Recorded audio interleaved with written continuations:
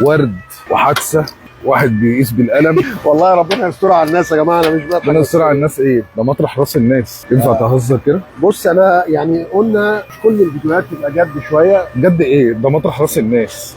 يعني ممكن يكون دي منا نزلت لنا العربيه، نزلت لك العربيه وما تعرفش قصتها. ولا عارف قصه العربيه ولا عارف الوضع بتاعها عامل ازاي، بس انا شايف قدامي وضع كارثي. والله انا نفسيتي تعبت يا جماعه، والله نفسيتي تعبت واعصابي تعبت من الحوادث الثقيله اللي بتيجي. فرجونا كده على الحادثه، فرجنا على الحادثه كده. هل العربيه دي ينفع تتصلح؟ هنرجع نقول تاني يا باشمهندس، مفيش حاجه ما ينفعش تتصلح، بس هي الفكره. طب انت كنت بتقيس بالقلم ليه؟ انا عايز اطمن اصلا العربيه فابريكا قبل الحادثه ولا لا، هو ده الهدف. لان دي هتفرق في طريقه الشغل. لو العربيه ما كانتش فابريكا قبل الحادثه، فهنا العميل ممكن يتقبل ان يبقى في اجزاء في العربيه فيها معجون.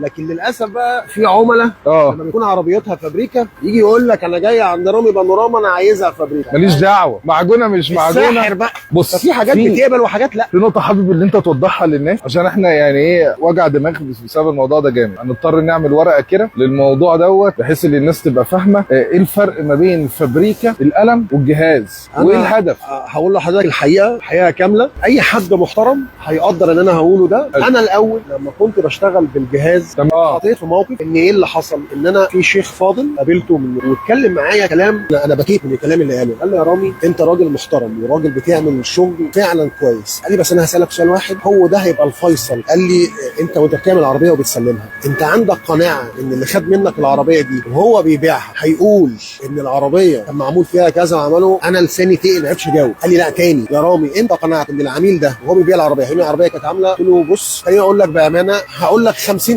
ما اقدرش اقول لك 100%. قال لي يبقى ال 50 دول انت ما شلتش ذنبهم وال 50 دول انت شلت ذنبهم. طيب يعني هو المرحله عامله ازاي عشان برضه واضح. هنعمل شغلنا حلو زي ما احنا بنشتغل، هنقدم اعلى كواليتي، بس ليك عليا ان انت ما يبقاش عندك مشاكل مع المرور. لكن في البيع والشراء ما تشيلنيش ذنب ان انت، انا اسف اللفظ، ان انت تلبس بني ادم عربيه. هو الهدف الاسمى او الهدف المحترم اللي انت تاخد العربيه ما يحصلكش مشكله فيها في المرور. بالظبط. يعني العربيه ما تتحولش لجنه وتدخل في مشاكل ووجع قلب. العربيه بتتبهدل في اللجنه يعني.